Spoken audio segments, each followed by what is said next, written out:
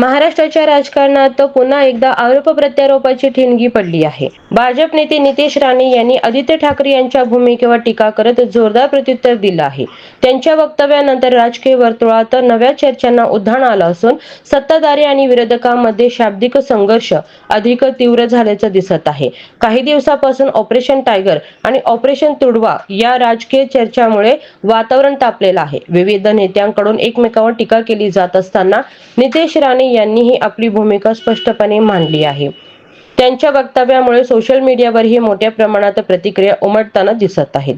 दरम्यान आगामी निवडणुकीच्या पार्श्वभूमीवर राज्यातील राजकीय वातावरण आणखी तापण्याची शक्यता व्यक्त केली जात आहे. प्रत्येक वक्तव्य आणि प्रतिक्रिया याकडे जनतेचं लक्ष लागले आहे. तुम्हाला काय वाटतंय? अशा शाब्दिक संघर्षामुळे राजकीय वातावरण अधिक तापत आहे का? तुमचं मत कमेंटमध्ये नक्की सांगा. अधिक अपडेटसाठी HSN मराठी न्यूज चॅनलला सबस्क्राईब करा.